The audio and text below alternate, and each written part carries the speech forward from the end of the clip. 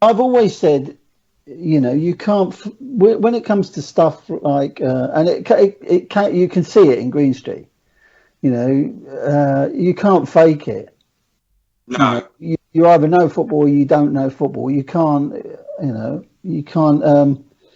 If someone said to you, "Oh, I can learn all about it," well, you can't learn all about it. You either know it or you don't know it. You're never going to pick it up. Yeah, You it's not know, something you research, is it? no, You, no, it's not. What's the old saying? It's not what you wear; it's how you wear it, and it's yeah. true. That's absolutely true. And casual life nailed it, I think. You should have seen this geezer. Geared up to fuck and dripping arrogance he was. Diamond Pringle jumper, lowest chords, Adidas trainers and a proper wedge haircut. Layered. Not that stupid fucking mushroom style like the Scousers used to have. This geezer was the absolute bollocks. And he knew it. I didn't know he was a face until later. The face, really. But straight away I knew I wanted to be like that. And by the time I was 15, I was. A casual. A fully paid up member of the Saturday scene. Fucking great days. Green Street was like bleeding miles off. It was a lot of was taken out of your hands. Oh, I ended up walking away from it. I mean, I've never made any secret of that.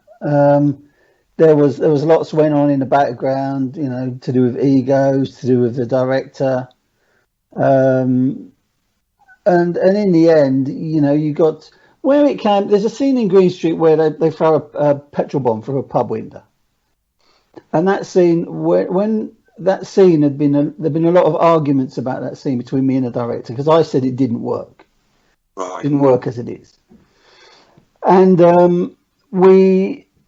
she dug her heels in and she would not change it. That became the point of principle after all the arguments we'd had and all disagreements and all other shit that was going on in the background.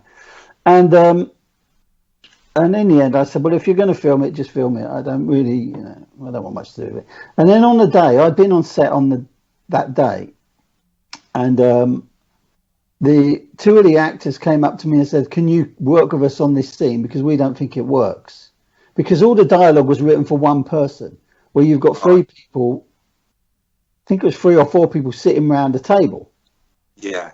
So I went and worked with them, spent half hour, we rewrote it slightly, and I went home. And then, when it come to do the scene in the evening, she said, action. They started doing the discussion that we had, and she went apeshit. And there was a massive row. I got banned off set, all sorts of crap. And to be fair, I shouldn't have done that. But that was my first feature film. It's not my job to go in and mess around with dialogue and stuff like that. No. So, but I did. It was a mistake. And but hey ho.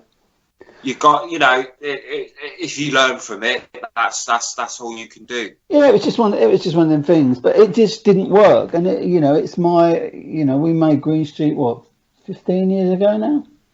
Yeah. And we're still talking about it. We're still talking about it now. So, and I'm the one who gets all the flack for how shit parts of it were. And but that's fine. It goes to the territory. I'm not going to take it off my CV, am I? So you was nothing to do with the casting then? I flagged off that it was Elijah Wood. Yeah, I mean, for some of them, for some of the lads, I was involved, but most of them I had nothing to do with. We met Leo quite early on, so we knew he'd be in. Charlie Hunnam, she wanted.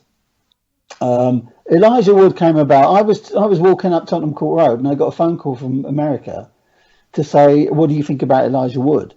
And I thought they were joking. And I stupidly said, "Oh yeah, it'd be fucking brilliant, blah blah blah." So the phone went down. Next thing I do, I've got a phone call. We've cast Elijah Wood, and then of course you get money thrown at you. Like money's been thrown at the movie because Elijah Wood, Lord of the Rings, massive. Yeah, big name. Now, if you think of it, he could have worked. It could have worked with him if you'd have worked with his character. But his character didn't actually develop at all. If you look at the movie, and no one ever talks about this, at the end of the movie, he's still wearing the same clothes he turned up in at the beginning. There was no kind of evolution of that side of him, Yeah. And that was a massive failure. You know, a massive failure. Still And singing Pretty Bubbles in the Air. yeah, it was stuff like that that really let it down. And the thing about things like this, about movies like these, is guys like you, no disrespect, but that's important to you. Yeah. You know, all those little things, the clothes, the music, the way you walk, the swagger, the dialogue, all that stuff's important to you. Well, you're We looked at that straight away. yeah, you're the viewer, and so it's the same with books. You know, it's all the viewer and the reader are the most important person in the whole creative process. So as long as you keep that in mind, you can't go far wrong. And we got it right in Casual Life. We got it closer in Top Dog. Top Dog was not bad, but they missed it on. They missed it with Green Street, and it because of the fact that she wouldn't relinquish control of a lot of it. You know, the bird who directed it, and there were other people who got involved in it who didn't who let it down. Really, I think there were people milling around involved in that movie who shouldn't have been involved in it. I don't think. Who were just trying to make a point and trying to influence it for their own ends.